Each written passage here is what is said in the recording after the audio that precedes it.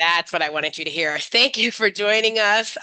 We are recording today's session, so you are free to turn off your camera or keep it on. But you might be in the recording only if you speak, I think, because that's kind of the thing. So I'm gonna spotlight Kirsten. It's Kirsten, right? I Yeah, always want to say Kristen, and I'm like, that's no, no, fine. no, don't do that. Okay. I respond to And anything in the family. I know. Awesome, awesome. Let me just do one more spotlight. Where am I at?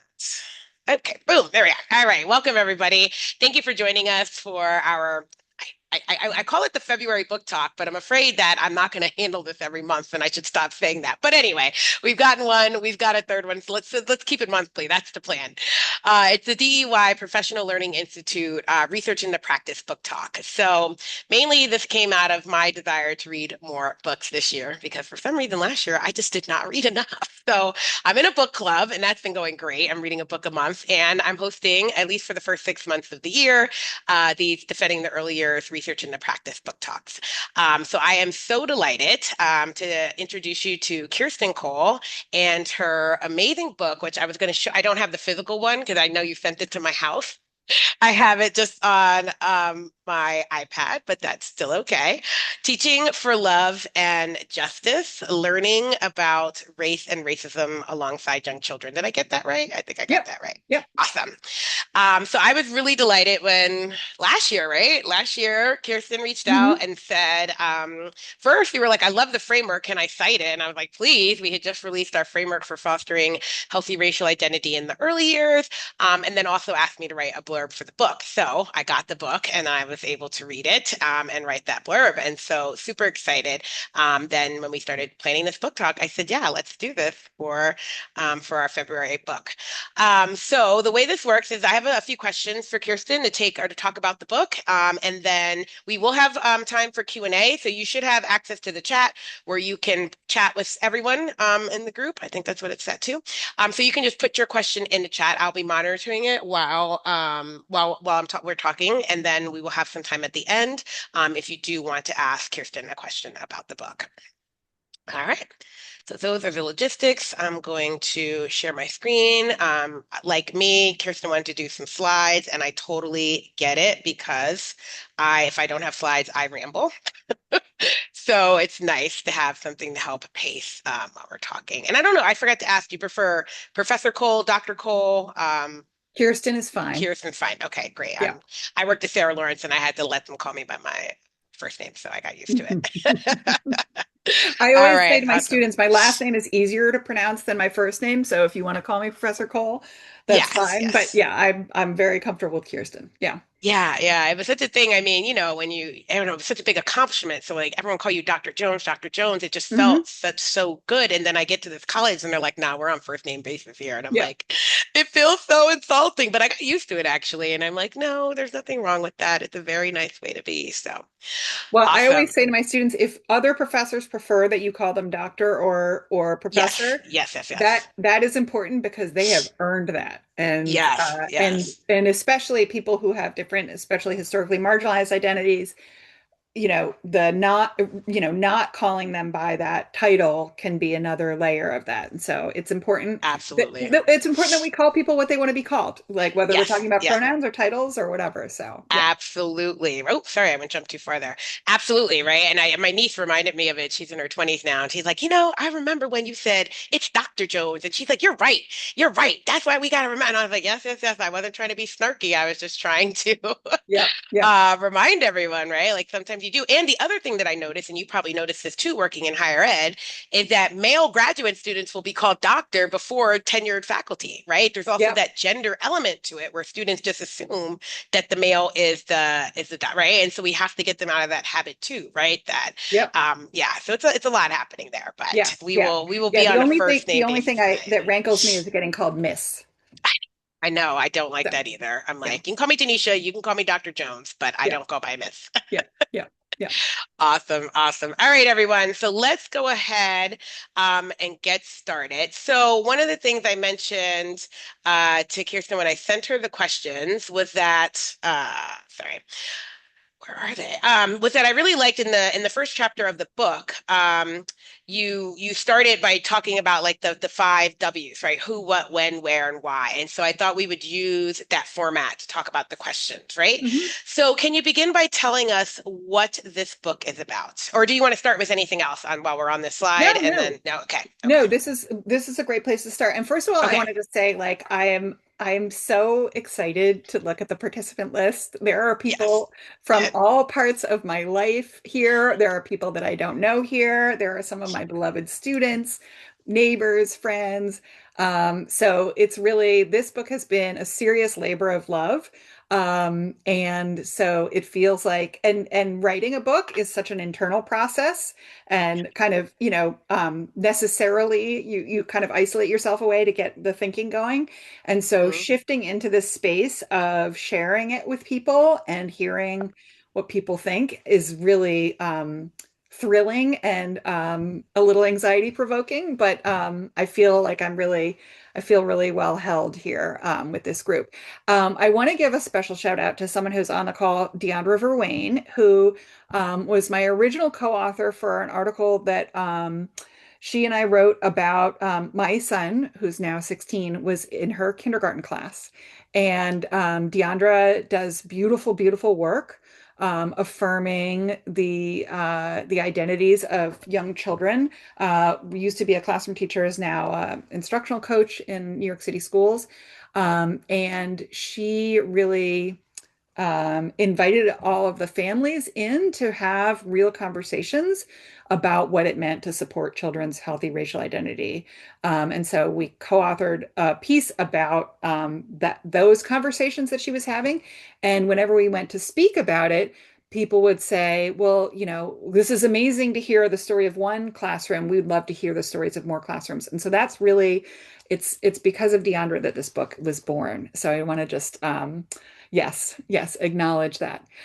So, what the book is about is the role that we all have to play as people who love young children, and especially early childhood educators, in supporting children's healthy racial identity development.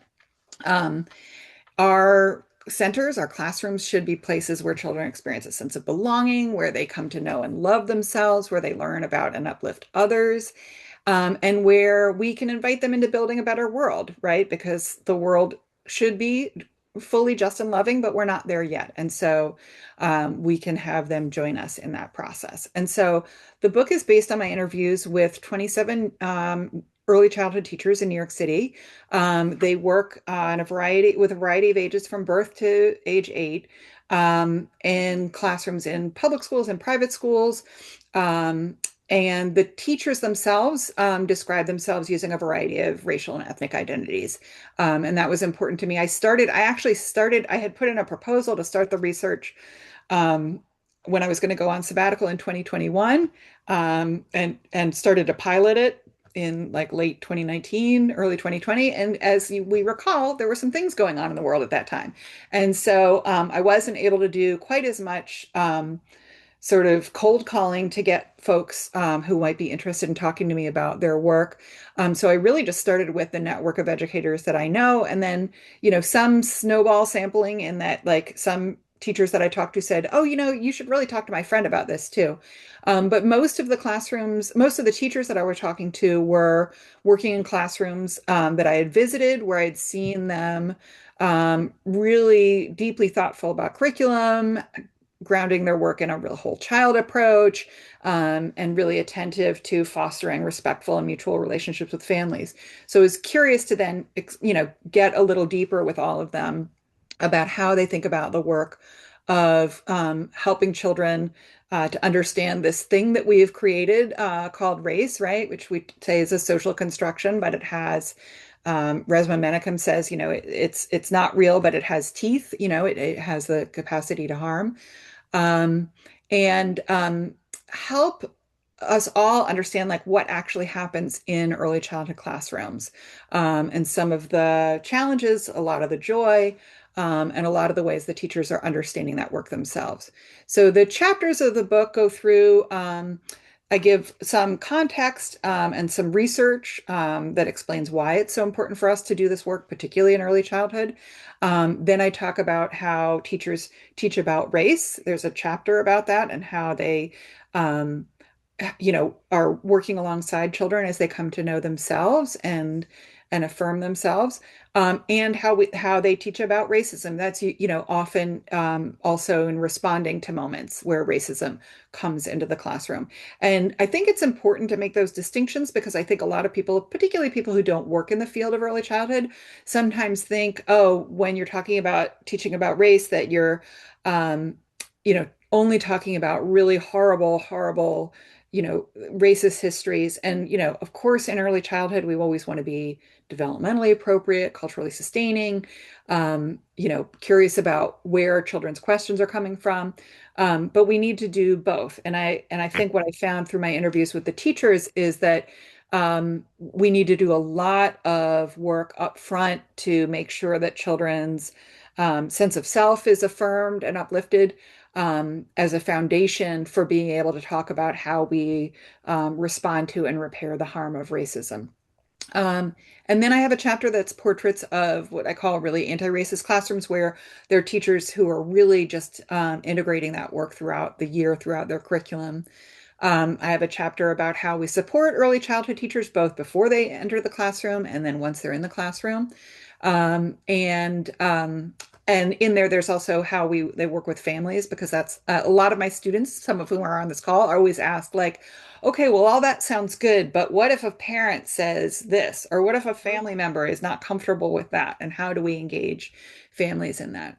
And then in the end, I'm just thinking about how, we expand out to more intersectional identity work. I wanted to do a book that really focused on race and racism. But of course, we're not going to get a just and loving world unless we're also really working on issues of gender and other forms of, bias, and making our classrooms really anti-bias across all aspects of identity. So that is what the book is about. And I know Denisha has a next question about, Yeah. Do you want me to advance the yeah, slides for sure, that's this? great. Okay. Sorry, I think it'll come up this way. Yeah. So that's great. And I'm probably going to skip around a little bit, but I want to talk about, you've covered who this book is for, right? I think. Would you say that that's clear? Or did you Well, want to? so I have, this is actually an old picture you'll notice because my hair is not gray and it's shorter and et cetera. But this is a picture of me and my students on a field trip. Um, and so this book is really early childhood teachers, current and future early childhood teachers were really in my heart as I was writing this book. And I think of myself as a young teacher and what I wish I could have learned more about. But my students really push me, like I said, to say, when we talk in education a lot about like these really important concepts, right? What does it mean to have culturally responsive and sustaining education? What does it mean to have anti-bias education? And they're always coming back to like, okay, well, what does that look like in the classroom? And then what do you say when that happens, right? And so I wanted to be able to capture all of the messiness, the joy, the challenges of what happens in classrooms and how teachers are thinking about that work, how they're thinking about what the purpose of our jobs as educators is. And so I wanted to really be speaking to teachers, and that was why I was excited to work with Red Leaf Press on that because they have, if you're not familiar with their catalog, and Denisha actually loved, you mentioned a book that I use in my teaching on the last book group, the theories of early childhood education that Piaget, Yes. Vygotsky, Hmm. yeah, some of my students who are on this call are like, oh, you just made us read that, right? Because I really admire that Red Leaf wants to make books that are accessible in terms of cost, Yes. that talk about really complex and important issues, but Hmm. not in a way that is alienating, in a way that invites readers in. And so that is who the book is for, really. Awesome. I love that. And yes, I'm glad you were there for that conversation. And that book, my students loved it, right? Like they've graduate Yeah. students thought it was great because it did such a good job with the theories. And that's one of the things I love about your book too. I always used to wonder when people say your book is so accessible, is that a bad thing? And I'm like, no, we read enough books in academia that we know being accessible is actually a really, really good thing for Yeah. our students and even our families, right? Who want to understand the research but are not able, right, to access some books that are not written for them in mind. So I Hmm. think that's great that this is for your students and it's written in a way that they can access it. And anyone, right, any educator can like see themselves in the stories, right, that are being Hmm. told, and really think and understand, like, oh, would I have responded that way? Or yeah, like that's totally happened, and so it provides a lot of that. So great. So next question then is, why did you decide to write this book? You talked a little bit about when you were getting ready to do it and some of that, but if there's anything more about the why. Yeah. So, and you can go to the next slide if you want. This one or another one? Yeah, that one's perfect. That Okay. one's Okay. perfect. So first, I was just curious. I knew how I thought about the work, the important work of supporting young children's healthy racial identity development. I had experience of it myself when I was working regularly with young children, but I'm still always learning, and I wanted a chance to learn from other people. Um, I wanted to also, come back to that idea of offering really concrete examples of what we see in practice.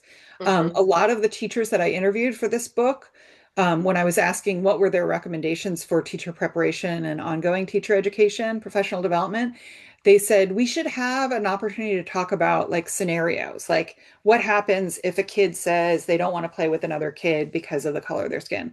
What happens if a parent, brings this question to you? Et cetera. And so I wanted the book to be just filled with those stories. And I also really wanted to amplify the wisdom and the voices of early childhood educators. So much so many decisions about what happens in education get made by people who are really far from the classroom.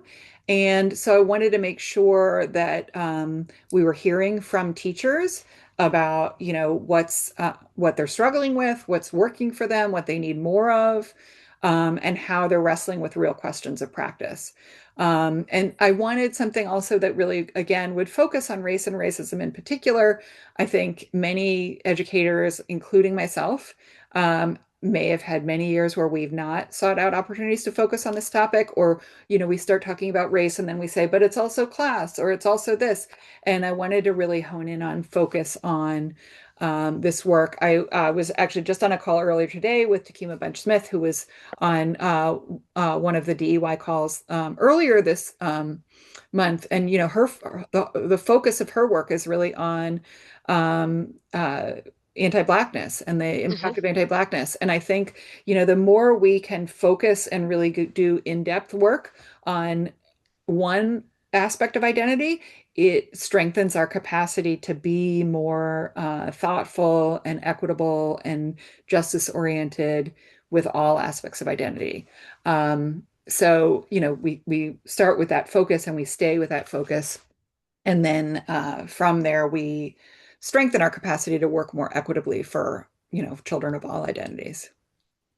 Yeah, yeah, it's definitely something we've been looking at too, because I think, it's been taboo to really talk about race and racism in early childhood, right? People will talk Hmm. about bias and anti-bias, which is great work, but it doesn't explicitly address race and racism, right? And so Hmm. when I was developing the framework that we released, there were concerns from people who've been in the field forever. Should we be doing this with young children?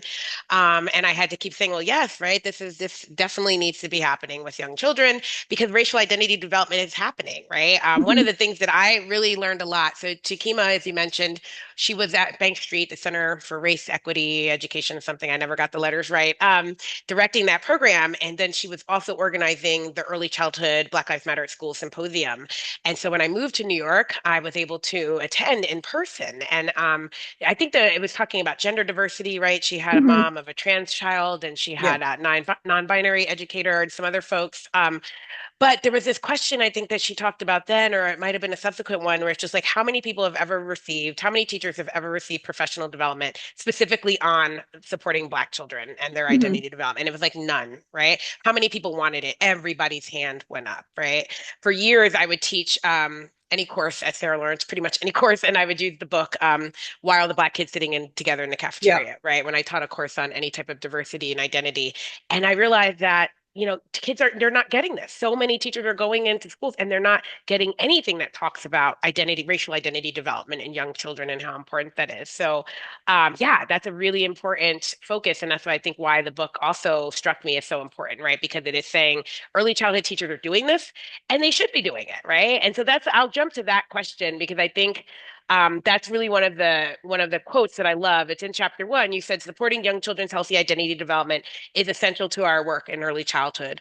All children need opportunities to feel affirmed in their identities and to value and uplift the identity of others.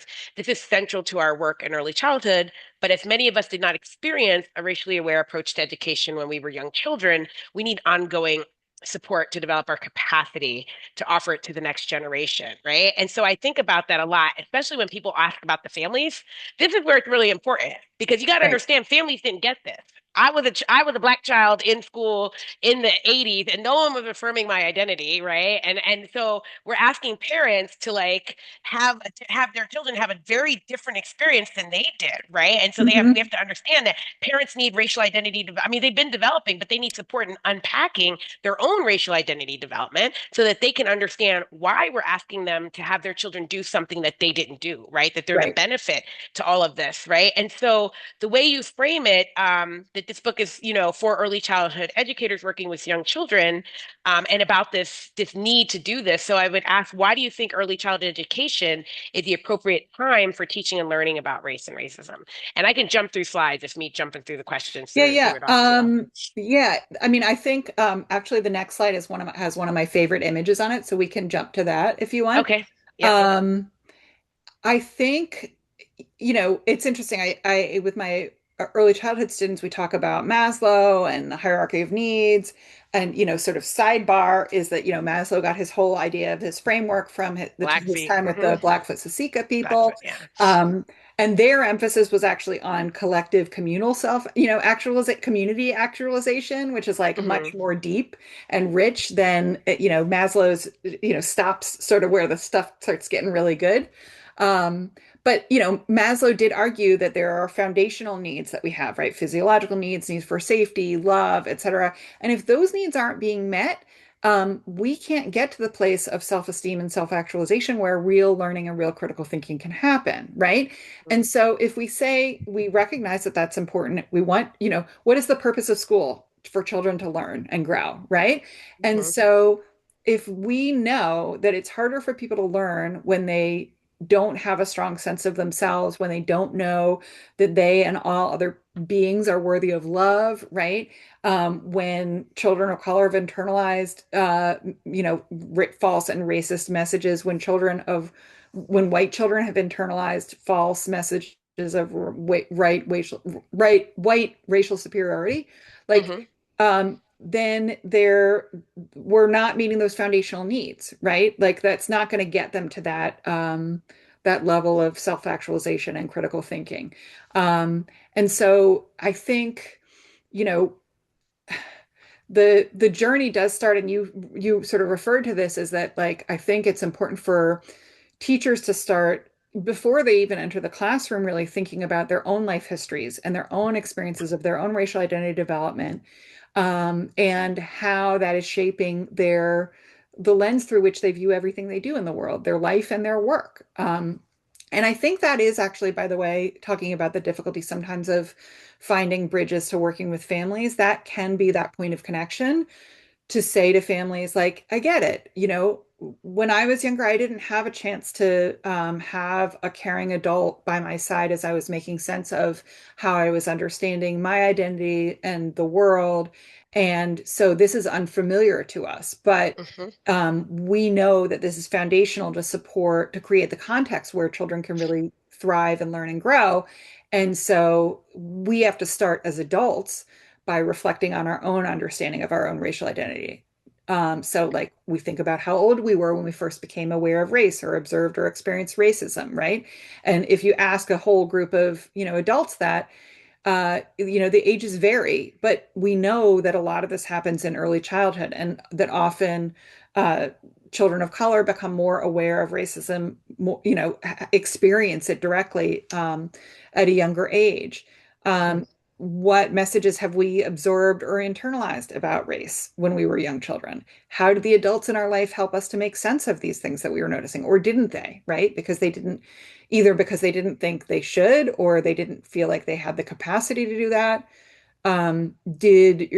We ask ourselves, did your family and teachers offer opportunities to learn about yourself and others? Did you have opportunities to experience a sense of pride related to your racial identity? When you observed as young children, right? We observe that racism has a consequence, a very, violent and harmful consequence on a lot of people in our community. People notice that, children notice that, like in my neighborhood, more of the people who are unhoused are of a particular race. And like, if they don't have adults to talk to them about what they're noticing, then they're doing that sense making on their own. And we wouldn't leave children hanging on their own to figure out anything else about how the world works. So why would we pull back and either say, we don't talk about that, or that's not nice, or let's, just move it on? Like that's what it means to show up for young children, right? And if as you start to go through these questions, if we realize that there are gaps in your knowledge, and there have been many gaps in my knowledge. I mean, that was another part of why I wrote this book, was I was like, Mhm. if I'm going to be working to prepare teachers, I need to learn more. I need to get better. It's going to Mhm. be an Mhm. ongoing, lifelong process, but I need to get more comfortable. I need to get more fluent. I need to get more knowledgeable. Um, and most of that, by the way, and there are sidebars in the book about some of the sources that I've used. I listened to a lot of podcasts. I've read a lot of books. I know that people of color writing about their experiences in the United States of America have a lot to teach me, and it's my job to do that learning, right? So that and other white folks who have been on a journey of understanding our own racial identity development. So there's so much work that we all need to do before we get into the classroom. And teachers of color also have absorbed those internalized messages of racism. And so, seeing it so that once it's visible, we can do something with it, right? And Denisha, you were just talking about, Beverly Daniel Tatum's like seminal work, right? And that Mhm. metaphor that she uses, for those that don't know her work, she, writes about children's racial identity development and at various different ages. And she talks about how, people who live in Los Angeles are surrounded by smog. Do they want to breathe smog in and out? No, it's harmful. It's awful, but they live in it. And racism is the same way. We are living in it, and there are things that we can do to reduce our exposure to it. But if we don't acknowledge that it exists, we can't start to do that work of resisting it. Yeah. And so, that idea that we all hold internalized biases, even if we're good and nice and kind people trying to do the best we can, we have to be able to see where that is in order to disrupt it, in order to develop the critical consciousness to be vigilant about it, how it's impacting our life and the lives of other people. Um, so, when I was working on getting this book published, I was given, Mhm. lots of really good advice about how to kind of market the book, and there's a lot of times I think in education we want like questions of education are so complicated, and we want like, here's the thing you do, here's the curriculum you use, here's the approach, here's the strategy. And with this, it's like it's a lot more nuanced, and it's about how you Mhm. are showing Mhm. up, you're in your body in the room, and who you're in the room with, right? So it's not like a formula, but like a stance. And if you take a stance as an educator that says, I'm not doing my job if I'm not supporting every single child in my classroom in feeling affirmed in who they are, and that's the baseline of the work that we need to do. Yeah, no, I agree with all of that. So many good things that you mentioned there. And then, yeah, right. It is really important that we start this in early childhood because racial socialization is a process that's happening at birth. right? I don't think, people say, well, the kids don't know. They do. They notice skin color. They notice racial groupings at a very young age. We're talking a couple months old, right? Like that they can distinguish between faces that have the same race as theirs and their families and faces that don't. And they've done these studies in enough different groups, right, to see that it's not just an anomaly, right? This is something that they're able to detect. And what's really interesting is that when children start ascribing like characteristics, positive and negative, based on skin color. It starts at such an early age. We're talking 5, 6, 7-year-olds are able to do that. And people, and then it's in the research, they say they stopped doing it. Some have argued it's not because they know it's taboo to do it. So they stop doing it public, but that doesn't mean their mind is not thinking that way, right? And Right. so many times the way children are thinking, like you said, it's not going challenge. It's not, no one's talking to them about it, right? Every time when I do talks with educators about race and racism at work, and I ask them to think about their first race-related memory, right? And like what, and most of it is time that they were young, and typically it's like they were told not to do something. They said or did something that they were told was wrong or offensive, and so it's shame, right? It's a lot of shame and quietness, and we don't do that. Only once in 20 years did I have a woman say she remembered vividly someone say she don't remember what they said because she was too young to understand it, but they made a racial slur and her mom like put up a fuss, like stop the whole thing, let the person have it. And like that's the memory she grew up about race, that we interrupt racism for children.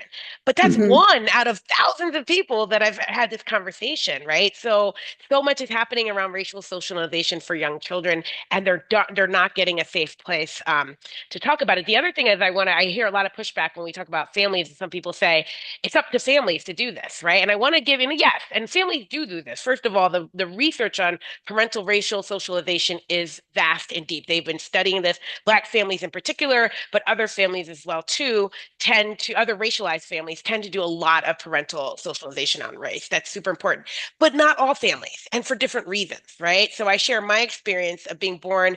My mother's Panamanian. I was born in Panama, but came to the States. So she's in a new country, right? And she's a Black woman in Panama, but that's not the same thing as being a Black American woman. And it took her 20 years to get to that point, right? Because it's very different, right? And so she could not give me the Black American racial socialization that I needed because she didn't understand it herself. I remember my first memory of race is being told that I was drawing a picture of a president, probably with Jefferson, and I was making him brown because, George Jefferson was Black, and I just assumed, right, Jefferson was a Black sounding name. So and a little white boy comes over and he says, he looks at my picture and he's like, "We've never had a Black president and we never will."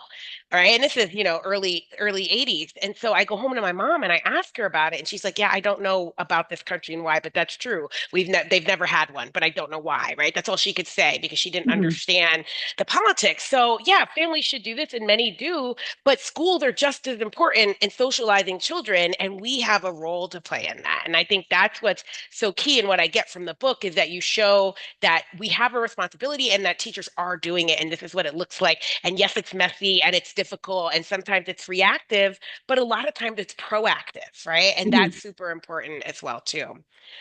So my next question is, where would you like to see this book take readers? So, I started with that sort of list of questions that, I want us all to ask ourselves. Um, so that we are better prepared.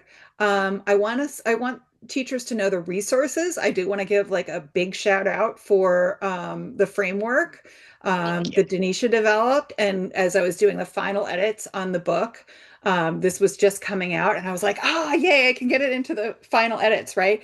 So that teachers know there are a lot of people who are doing this work. Um, there are a lot of people who have created resources so that you're not alone in doing this work, right? Ideally, you're working with in a school community of colleagues where you're able to be in conversation about this work. But there are a lot of really great resources out there, despite the fact that they're trying to tell us that we're not allowed to do that anymore, right?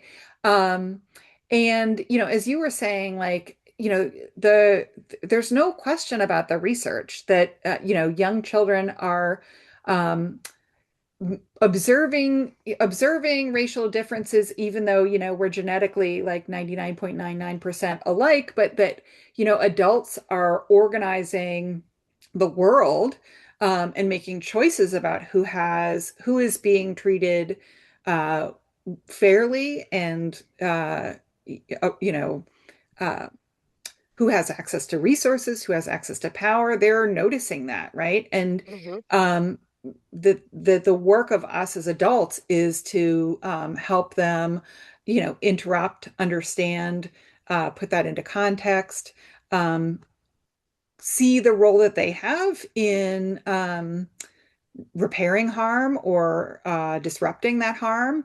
And I think in the book, I did talk a lot about some teachers who are doing this really proactively, like you said, and some teachers who find themselves like, oh, I didn't think I was going to teach about this in early childhood, but then children came to me with this question, or this issue came up, or they reacted to a character in a book in this way, and then I had to figure out what to do.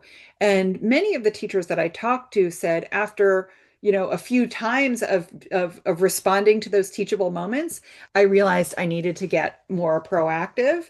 Um, and I needed to find and connect with people who could help me in that journey, developing my own capacity. Um, Hmm. I don't know if this will be too long, but I think one of the things that I realized, I've always been really interested in restorative justice practices. I don't know if people are familiar with it, but it comes out of the juvenile criminal legal system, where it was offered as a framework for responding to harm, or what other people would call crime, in a way that creates a structure for everybody in the community to um, find ways to repair the harm and restore community. And I first heard about restorative justice as like these restorative justice circles, like when, in Hmm. high school classes or whatever, somebody is has done something, a behavior that is harmful, and then the community sits around in a circle and they work out what are the what's the response going to be, what are the consequences, if any, how do we move forward as a community. And then the more I learned about restorative justice work, I learned that in order for that process of those harm circles to work, there has to be a tremendous amount of energy put into building community, making sure that everyone feels whole and seen and a sense of belonging in the classroom. And I started hearing, when I was interviewing the teachers, I started hearing for them that they think of teaching about race and racism similarly, right? That um, and again, I think this is what a lot of people who don't work in the field worry about or Hmm. misperceive, right? If you're talking about race and racism in early childhood, you're immediately going to, you know, telling 5-year-olds about lynching, right? Which you would never do, Mm, right? no. It would harm children, right? And we do talk about how people are not treated equally or treated fairly because we look different, but we don't, we're not getting into that history piece that's teaching those historical truths until children are much, much older. But Hmm. we do need to make sure that we're talking about what children can see in front of them, which is who they are, how they are different from their friends, how they are similar from their friends and family, and that again, we're all worthy of love. We're all have the right to be treated fairly and with dignity, and that is the baseline of affirming and developing a sense of pride in who we are. And if we don't do that, then and if we jump right into talking about racism, we're not giving them some of those foundational core sort of strengths Yeah. to dig into the more messy and complicated conversations that we do need to be able to have. Yeah, yeah, no, it's so important. I think that came up when I taught kindergarten in Washington, D.C., Hmm. kindergarten team meeting and it's Black History Month and someone said about, and I was like, no, what do you mean we're teaching about enslavement? That's not what you teach 5-year-olds about Black history. And I remember there's just this idea of thinking for, especially for teachers, for white teachers, right? Hmm. Non-teachers of color, that is what it means to affirm identity. And I'm like, but how is that affirming? Right? Right. Like, and I remember having this challenge growing up, right, in predominantly white New Jersey and hating talk talks around Black history because it really was focused on negative, harmful things that happened to Black people, nothing uplifting and positive, right? Hmm. And I remember thinking, I reached out to my friends at the time when I was teaching kindergarten. I had a friend who grew up in Alabama and is Jewish. And I said, you went to like, what would tell me about, when did you learn about the Holocaust? Because I didn't have anything really to compare it to. And she's like, not in kindergarten. I was like, exactly, right? Like you Hmm. wouldn't, and so understanding you hear about, she told me about going to Jewish school and like kids go to Greek school. And like, so there's all these places where kids go to get affirmed in their identity for everyone except African American kids, right? Yeah. Unless you're fortunate to be a member of a Jack and Jill group, right? Which Hmm. was like that type of thing, but it wasn't available to most Black folks, right? So you we hear about this in other groups, we get it, maintaining culture, maintaining language, passing, but it's somehow taboo. We don't think about it Hmm. for other groups of children. I remember also asking my students at Sarah Lawrence, like, we talk about Black children and so much deficits, but like, where do we start with like the brilliance of children, of Black children and children of color? And they're looking at me like, are they brilliant? And I'm like, all children are born brilliant, Yeah. right? So like, Yeah. how do we unpack? There's so much to unpack around that I think this book's help people think about, because if you're going to start this work early, you got to unpack, right? The Yeah. framework, and thank you so much for sharing it and uplifting it, but the framework starts with the self-work. Every adult has to Yeah. start on this self-work because you have to unpack all of this stuff for yourself before you're gonna do that as well. And I think this book does too, because you have to situate your why, right? Why you're Hmm. doing Hmm. this before how you're gonna do it. And the Yeah. why gets you really thinking about, all of the experiences that you've had. Yeah. Yeah. Yeah. And I was thinking, I was in an early childhood classroom last week, and I was chatting with one of the kids there, and she was a Black girl, and I was asking her what her favorite books in the library were, and she said, "Oh, this one's my favorite book," and it was about a Black girl who, she said, I love this book because I also want to build robots. It was a Black girl who was building robots. And I was like, I don't know this child. I don't know if she has like a huge passion to build Hmm. robots. But it was also very clear to me that she was responding to this book because she was seeing herself in it, right? And like Yeah. we think about Yeah. Rudine Sims Bishop's work on, Hmm. Hmm. windows and mirrors, like children need to see themselves reflected in the classroom environment and the materials of the classroom. They need to see themselves reflected in who's working in the classrooms, right? Yes. Who's Yes. teaching? Like, we need more teachers who reflect the diversity of identities of children who are in our schools, right? Yeah. Um, and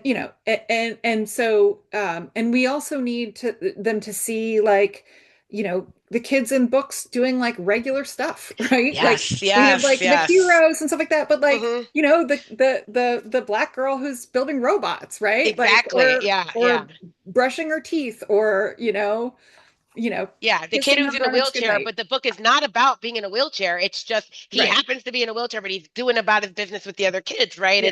I used to share this book list, and it might have made it into the framework, but it was like, 30 books about kids that are not about basketballs, boycotts, and buses, right? Right. Like, Right. let's get past the stereotypes of like athletes, martyrs, and like heroes, right? That kind of Yeah. hero worship, and let's just talk about ordinary for all groups, right? For every identity, we need that ordinariness representation because it's super important for young children. And Yeah. even now, like I remember a friend of mine she's teaching in New York City. She was doing some work on, I think for her master's class, about representation. And she asked, like, it was like a survey of like, when was the first time you saw yourself represented in books? And I couldn't remember a single book in elementary school reading about a Black girl. Hmm. Like I just Hmm. couldn't. I was literally when I was an adult and I read The Coldest Winter Ever by I'm blanking on her name, but another New York City author. And I was just like, yeah, I don't remember. And now there's a lot more Yeah. representation, which is great, right? But if you still look at the statistics, there are more books about animals, right, than there are Yeah. about Black kids, right? And kids of Yeah. color in general. So Yeah. yeah, it's definitely super important. So you also assert that we've talked about why teachers need to do this in early childhood, but you assert that there's a pedagogical responsibility in early childhood education and care to do this work. So I'd love if you can elaborate on that a little bit more for the audience. Yeah. I mean, so I hope I'm not going too far for people, but I see it like as a pedagogical responsibility, but also a moral responsibility, Yes, right? yes. Like,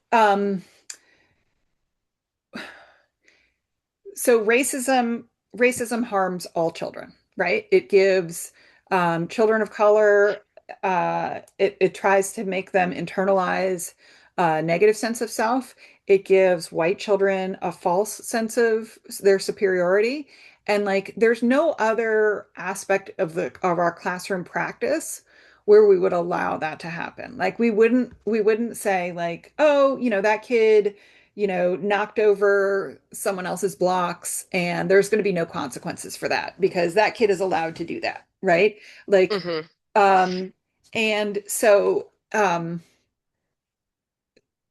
I do see it as part of supporting children's, moral development as well, right? Um, I think, again, and I'll go back to sort of what we were talking about before, is that like I think people who are outside of the field think our jobs are making sure that kids develop academic skills and knowledge. And we know that we can't do that work of supporting their cognitive development, their learning, unless we're paying attention to the whole child, right? Including their social and emotional development. And so, and that is one reason I do really love early childhood. I would argue that we need to attend to the whole child when we're working with, or to the whole person, working with any age of learners. But, we still really do recognize that in early childhood, we're still supporting physical development, right? We're still supporting social development. We're helping kids learn how to connect and share friendship and share space with other people. We're helping them to learn how to express their feelings and make mistakes, all those things, right? And so it seems like it would be a glaring omission if we are not including in supporting their holistic development to not also be prepared, prepare ourselves to help them understand their own racial development and to respond to racism in ways that are are building a better and different world than we have right now. Um, and we're really not doing our jobs if we're not including that in the work that we do. And I feel like I'm always in, anyone who's coming to a talk like this, I'm definitely preaching to the choir, but I think it's important for us to develop some shared language around that too. Also, when we do come up, when we have, colleagues who are like, I don't know about that, right? Or when we Yeah, have yeah. parents who are like, I don't know about that, so that we have some language to explain. And I talk to my students a lot about being both proactive in terms of thinking about where they want to work and finding a place where they're going to be able to thrive as an educator, right? Where Hmm. they're going to get support for their ongoing development if as they continue to learn about these things. And also to be proactive in how they're working with families, to like send a family welcome letter at the beginning of the year that says, one of the things that's most important to me as an educator is that every child that walks into my classroom knows that they are, worthy of love, to be treated with dignity, and to treat others with dignity, right? And here are some of the ways that I'm going to be doing that, right? We're going to be doing a curriculum that helps the children to celebrate and see themselves, to see their, you know, um, themselves fully, right? And we're going to be reading books, and we're going to be doing these activities, and we're going to be playing and all these things. And so that if then families come with a question, I can kind of point them back to that. Now they're still going to have questions and concerns, but at least I can say, I've Hmm. told you up Hmm. front who I am as an educator, Yes, right? yes, yeah, yeah. I tell my students that all the time, especially when we're talking about teacher shortages. Like, be Yeah, picky, interview them as yeah, much as they interview you. And no, and I have another great friend who's a preschool, a kindergarten teacher in Brooklyn, and yeah, I mean, she was doing Black Lives Matter at school, so she wrote the principles in early childhood language, right, Lelena yeah, Garcia, and going to a new school, and she was like, "I'm going to do this. I'm going to yeah, teach these principles. I've been doing it for years." And then she's in her class, and there's a family and she's talking about transgender affirming and queer affirming, and the family flipped out, and the school said, "We're not the school for you then, because this is yep, what she's doing, and we're not." And they had her back, and that's what we need, right? We yeah, need. I know it's harder in public schools; it's easier in private schools, but even in public schools, if you come in and let them know from the interview yeah, that what you're about and what you're going to do, they need to stand with you, or they tell you that this is not the place for you to work, and that's okay, because we know we all want a job, but it's saving yourself a lot of heartache if you're not going to be supported in doing this stuff, if they're going to just throw you under the bus, right? That's not yeah, going to work as well yeah. too. Yeah. Well, and also you need to have the teachers that you can chat with in the hall at the end of the day and say like, Yes, yeah, yes, kid, yes. ask this question. And like, and I talk to my students about this a lot. Like, some of this stuff is really hard and you might not have the answer right away. It's Yeah, okay to say yeah. to kids Okay. like, you know what, that's a really good and important question. And I really want to explore that with you. But I'm not ready to yet. Can we talk about that again tomorrow? And then you've got someone that you go, you've got your teacher friend that you meet in the hall and you say like, okay, this came up today. Like Yeah, yeah. what's next? Yeah, finding your people is what I tell them is so Yeah. important, which is why when I was in New York, I'm like, join Night Court, join Yeah. more, get into these groups, you're going to need community because not every teacher is going to be like, I stayed out of the lunchroom sometimes, the cafeteria, because Yep. those were teachers I didn't, but I did seek out the teachers that I wanted. I would come into their rooms and be like, can we talk, right? Yep. Because I knew who were my people and who would understand what I was dealing with in there, needed help, and who I thought wouldn't get it, right? But you Yeah. need to find them and they might be in your school and they might be in other schools, right? But Right. Right. they're super important to have that Yeah. family, especially for doing this work and to engage the families. I think we do ourselves a disservice when we just start doing this, right? And we Yeah. don't. I remember I was directing a preschool in California and this little boy just did not want to sleep. Of course, I would cover nap times and I'm rubbing his back. And so he starts like asking me questions, like he's looking at my other hand and he's like, why is your skin so dark? And so we Hmm. have this conversation about melanin. And so when I finally was back in my office, I emailed his mom and I was like, just so you're not surprised when he mentions this later. And she's like, I would have never thought to say that word. Is that the way?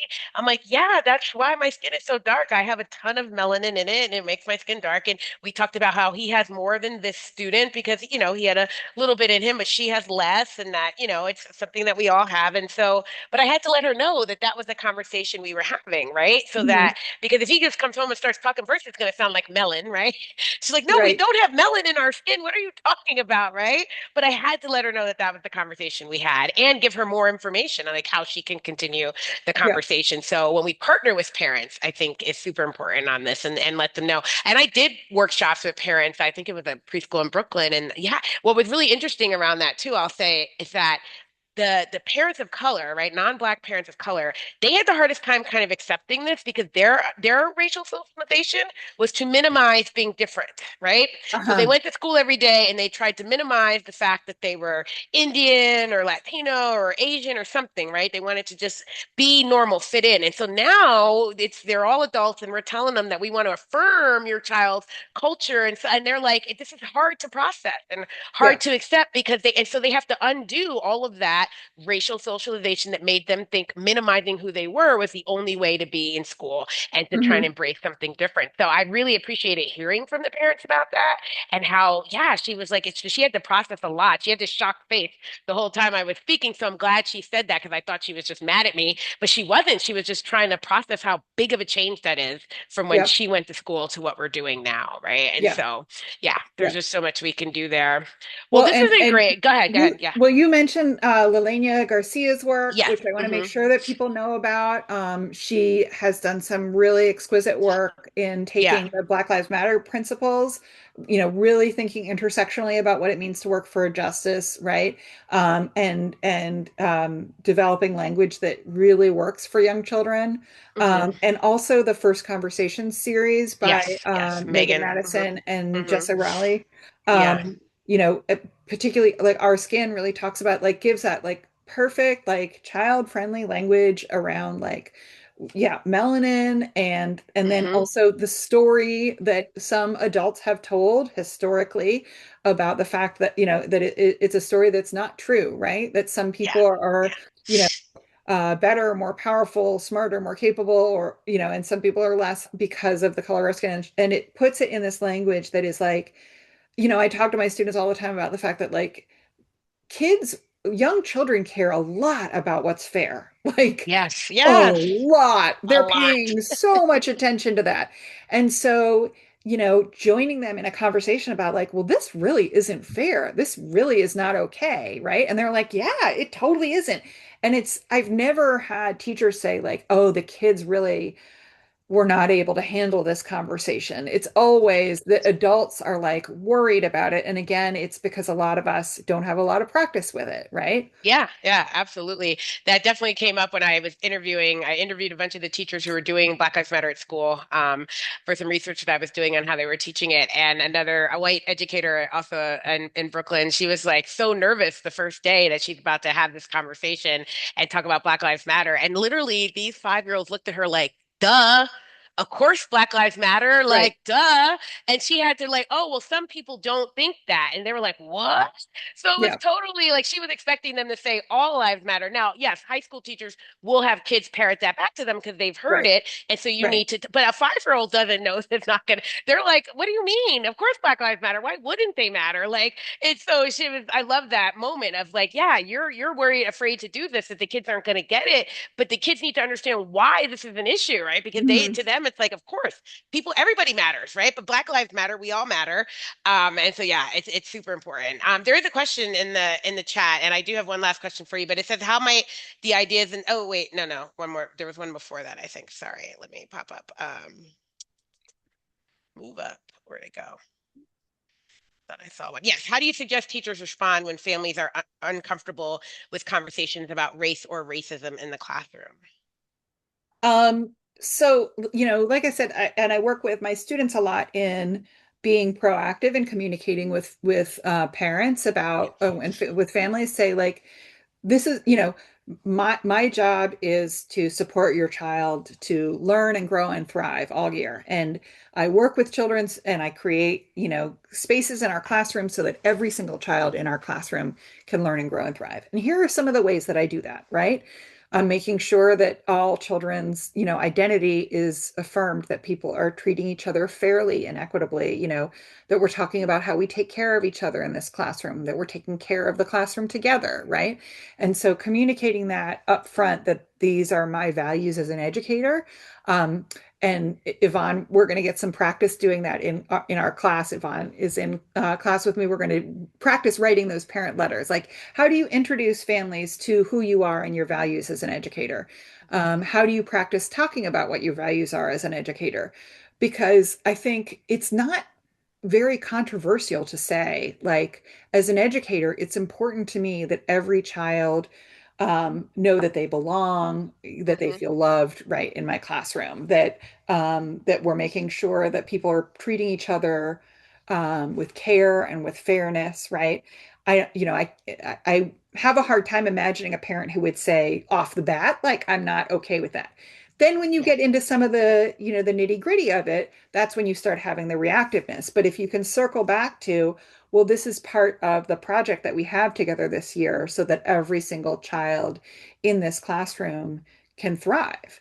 And, that doesn't mean that families are going to be immediately on board with that. I mean, the other piece is that we do a lot of work of deep and caring listening, right? Like, if you're worried, I hear that you're worried about that. And that's, another thing I want to lift up, Deandra, and I know several other teachers on this call who are really, really good about, being curious with parents. Like, can you tell me a little bit more about what you're worried about, right? Yes. Yes. Um, I also, as a white educator, I know that my job has been to earn the trust of all the families, but particularly, a lot of people of color have experienced harm from people who look like me when they were in school. And so I know that they're not going to necessarily trust immediately that I have their children's best interests at heart. And that Mhm. is my job to earn that trust through my actions, through the way that I build relationship with them. And so, you know, when we need to talk to parents about anything, families about anything that's complicated or difficult, if we've put the work into developing a trusting and mutual, like really mutual relationship, right? A lot of times, the relationship I think between parents and teachers, I mean, we've all been at those parent teacher conferences that are like, you've got 10 minutes. Oh, wait, now it's 7 minutes. Oh, wait, the next family is knocking on the door, and I'm not going to see you for another 4 months, right? So, what are the other ways that we can build relationship outside of those formal school structures to get to know each other as human beings so that when we have to sit down and have the more challenging conversations, we know where each other is coming from, or we will approach that assuming the other person has good intention and will be accountable for anything that's not working, right?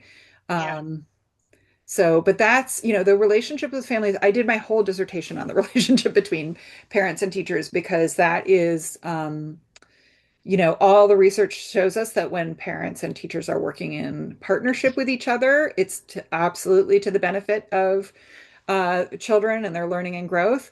But it's also one of the hardest parts too. It is hard. It's scary. I remember feeling like when I taught kindergarten that first year, I was so wholly unprepared for parents. I did a lot of work with my students over the years because I wanted them not to be as scared as parents as I was that first year.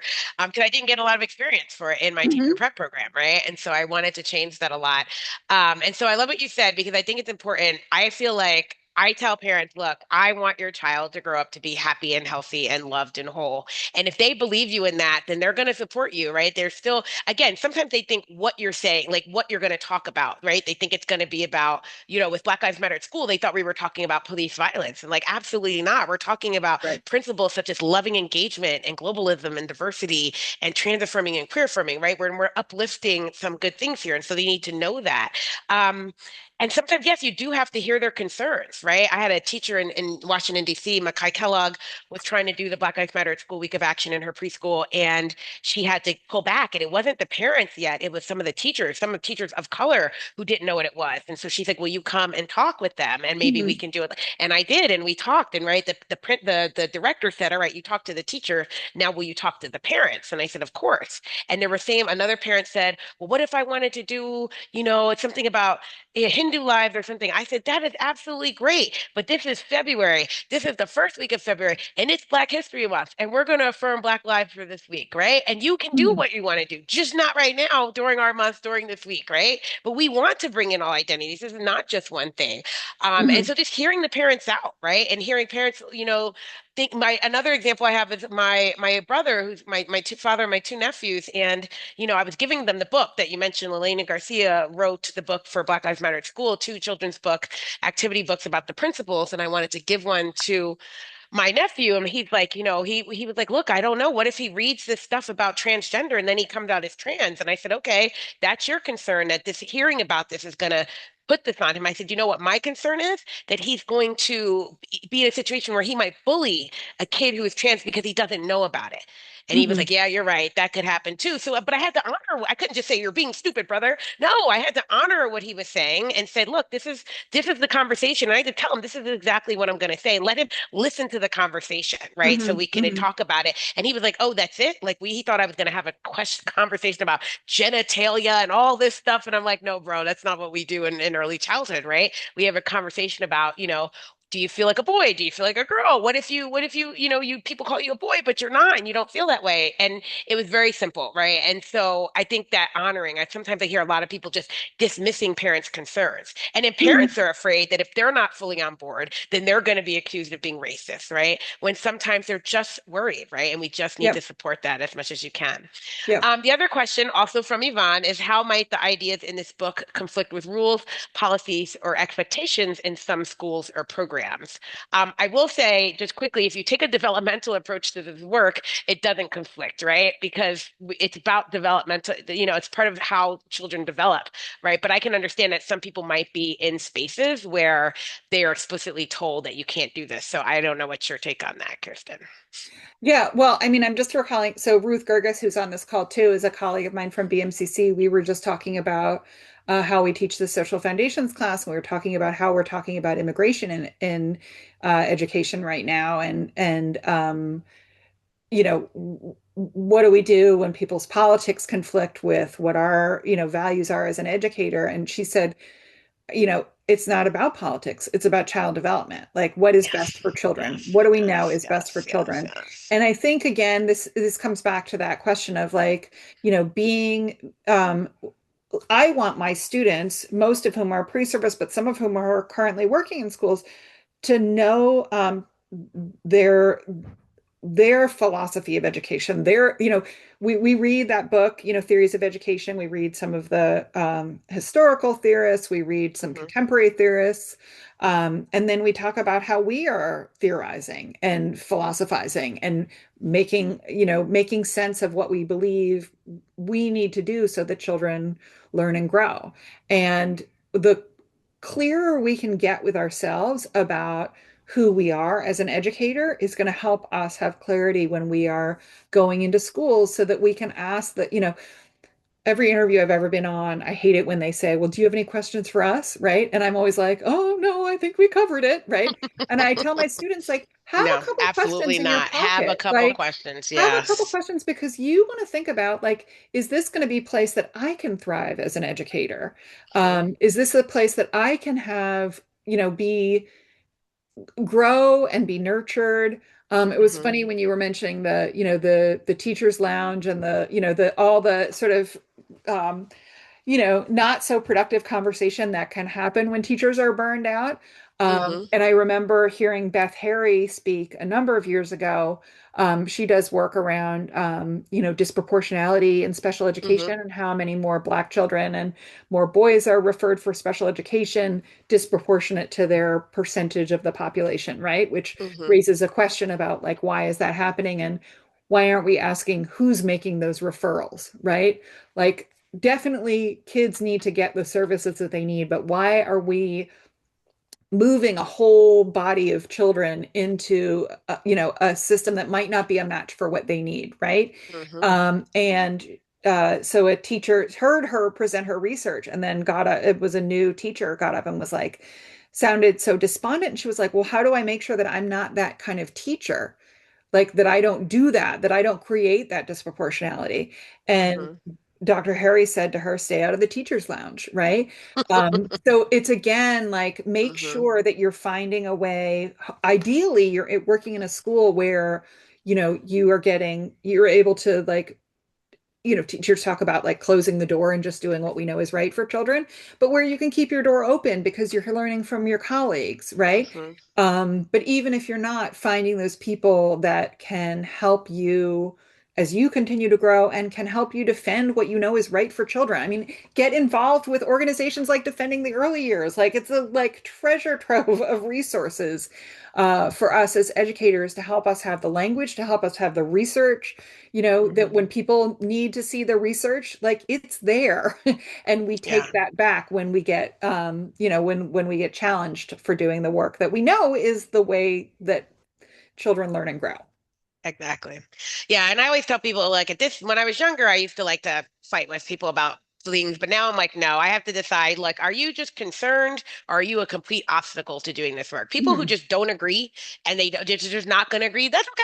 You don't have to agree with this, right? But Yeah. are you going to be an obstacle to me doing this? And so once I decide who I'm dealing with, because you people who are just don't agree and aren't aligned, that's fine if they're willing to step aside and just let you do what you got to do, but they're, Mhm. they don't care for it. But it's the obstacles, right? People who are going to Yeah. block you and get in your path and shut you down. And that's a different tactic for dealing with those folks. And the first tactic is don't be in a space with those people, right? Right. If there are going to be people who are going to act like that, that is not the job for you. That is not the environment you want to be in. Yeah.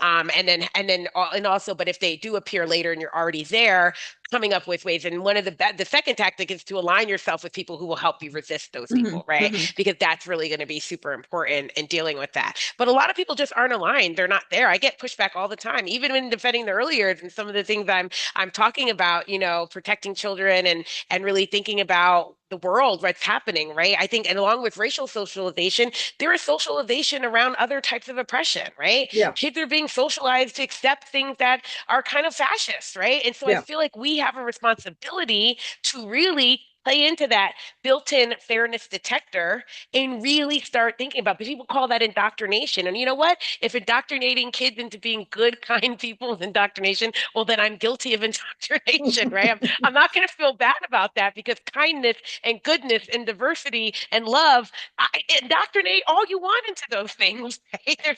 Because the world is actively indoctrinating them into the bad stuff, right? And I think Right. sometimes Right. we resist because we're fearful of being attacked interact, but we're not realizing how much they're getting from other places, especially with screens and with social media that even young kids are getting access to, right? And we Yep. have to be countering that as much as we can. All Yep. right, so I will thank you all so much. There's one last question is what do you hope readers take away from this book? And so I will let you talk about that. And then we just have a couple of announcements at the end. If you do have another question, feel free to drop it in the chat, but we will wrap it up soon too. Yes. Well, and somebody was talking about ordering the book, so I want to just put in a plug for my Yes, publisher. It's available through Red Leaf Press. And I put a link in the chat about that. And you can use, awesome. there's a discount code that will show a slide for. It's TLJ20, which gives you 20% off. It was really Yeah. important to me to publish with Red Leaf that, they make their books affordable, accessible for teachers. So, Okay. or ask your library to order it. I love libraries. Um, Yes, yes, yes, so yes. I'm sorry. Now I got myself distracted. That's Denisha, what okay. was your last The last question? question is what do you hope readers take away from this book? I hope that they take um, courage and commitment and curiosity, right? Like we want to, as educators, the reason I love being an educator is I'm learning every day. Um, I learn from children, I learn from my adult students, I learn from teachers. So be curious, keep learning, um, be brave, right? And find the people that are going to help you to be brave to do this work. Um, and don't give up, be committed, right? You have one thing that goes a little bit off the rails, that like that's an incredible opportunity to learn. And the wonderful thing I think about the stories that the teachers share in this book is that they're very candid about like so what sometimes works, what doesn't work, and what they did the next day, right? How they went back to that. And they also, I also think, I hope that the book will share with people, resources, um, how to work with children's literature, how to develop curriculum that was responsive to the children in your classroom. Um, but also, I mean, I wanted to close with this slide because I was in a kindergarten and saw this. My hopes and dreams for kindergarten is to learn how to roller skate. And there's just like so much joy in this Hmm. picture. Hmm. And I want people to read this book and feel that doing this work is a source of joy for ourselves as educators, right? It feels good to know that we're giving children what they deserve, what they need, what they want, and that, right now things are like real hard, Yeah. very, very Yes. depressing. But when we work in early childhood, we are creating the future, right? And it could be a better future if we bring this awareness into the work that we do. So that's what I hope people walk away with. And I hope people get inspired to write their own books. Like we need a lot more on this. Yes. This is Yes. this is my go at it, and I want everyone else to write their books too, because we need more. I could read these books all day long. Yeah, yeah, it was a fabulous book to read. And yeah, now that I'm thinking about it, I just read another book to write a blurb for Red Leaf Press, and they do have some really great books coming out. Mhm. So there's some more that we'll be talking about. That was amazing, yes. And I didn't read it, but that quote was also really good on that last slide too, right? That I Yes, think before yeah, you tell a Black kid that their ancestors have experienced oppression, it might be nice to tell the Black kid your skin is beautiful, your hair is beautiful. Here's the beautifulness of the history of your people and the things that they have done, right? And I yeah, think if you don't know those things, then it's your job to learn them, right?